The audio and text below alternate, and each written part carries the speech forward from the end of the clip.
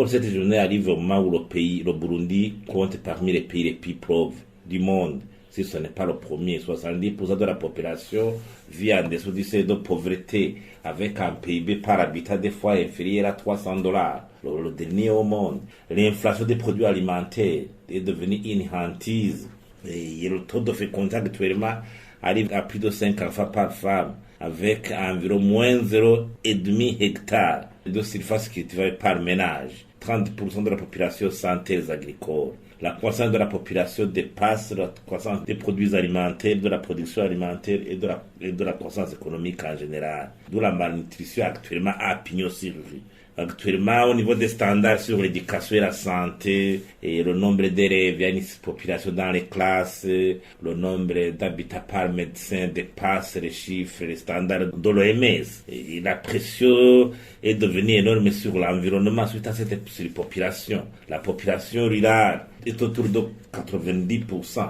Donc, il y a plusieurs défis liés à la vie de la population actuellement au Burundi. Mais certes, nous avons une vision.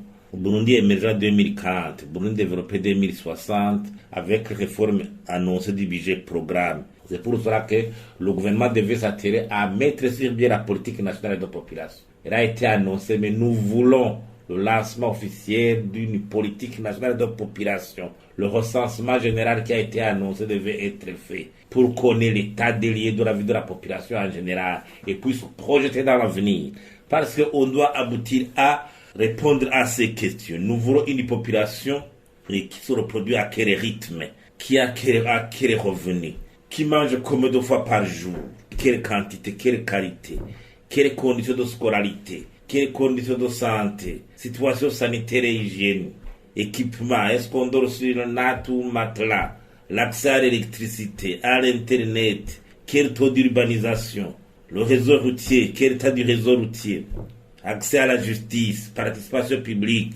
Si on dit au moins où sur le mucho fungura, c'est à quelle quantité, à quelle qualité, et où mouffko sur le mahera, à quel revenu, quel niveau de revenu. Il faut une clarification de ces politiques parce que, en fait de compte, tous ces programmes sont censés être en faveur du changement de vie de la population. D'où cette mobilisation des recettes fiscales, l'aide publique au développement, les recettes minières, l'endettement, toute cette structure de mobilisation des recettes devrait servir au lancement économique en faveur du changement de vie de la population. C'est à ce moment où le peuple, les habitants, les citoyens pourront sentir un changement par rapport à les conditions de vie actuelles.